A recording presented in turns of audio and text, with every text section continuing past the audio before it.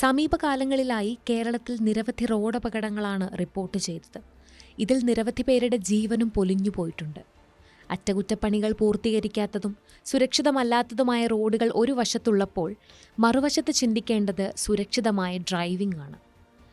രാത്രികാലങ്ങളിൽ വാഹനം ഓടിക്കുമ്പോൾ ചില കാര്യങ്ങൾ നമ്മൾ ശ്രദ്ധിക്കേണ്ടതുണ്ട്. പ്രത്യേകിച്ചും ദീർഘദൂര യാത്രകളിൽ ചില കാര്യങ്ങൾ ഓർക്കണം. അവ എന്തൊക്കെയാണെന്ന് പരിശോധിക്കാം.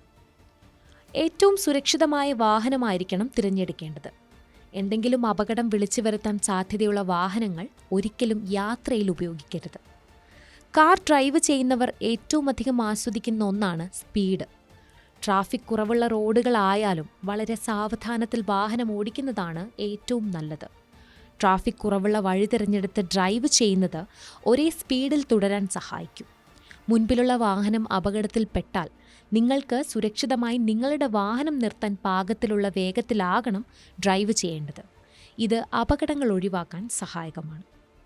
മറ്റൊരു കാര്യം, ഡ്രൈവിങ്ങിനിടെ ഫോൺ വന്നാൽ ഒരിക്കലും എടുക്കരുത്. ഇത് ശ്രദ്ധ മാറുന്നതിന് കാരണമാകും. ഡ്രൈവ് ചെയ്തുകൊണ്ട് ഭക്ഷണം കഴിക്കുന്നതും ഒഴിവാക്കണം.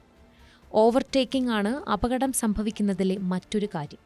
മുൻപിലെ വാഹനത്തിൻ്റെ വേഗത മനസ്സിലാക്കി ഓവർടേക്കിംഗ് ആവശ്യമായ സ്ഥലമുണ്ടെന്ന് ഉറപ്പിച്ചതിന് ശേഷം മാത്രം ഓവർടേക്കിംഗ് ചെയ്യുക.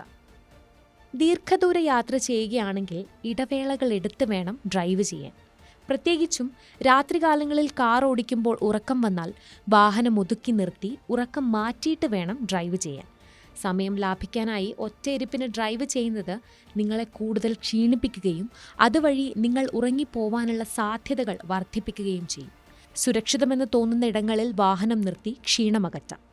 റോഡിൻ്റെ അവസ്ഥ മനസ്സിലാക്കാനും നിരീക്ഷിക്കാനും കഴിയുന്ന ഒരു ഡ്രൈവറാണ് വാഹനം ഓടിക്കുന്നതെങ്കിൽ അപകടങ്ങൾ ഒഴിവാക്കാൻ സാധിക്കും. ദീർഘദൂര യാത്രയാണെങ്കിൽ പ്രൊഫഷണൽ ഡ്രൈവർമാരെ കൂടെ കൂട്ടുന്നതാണ് നല്ലത്.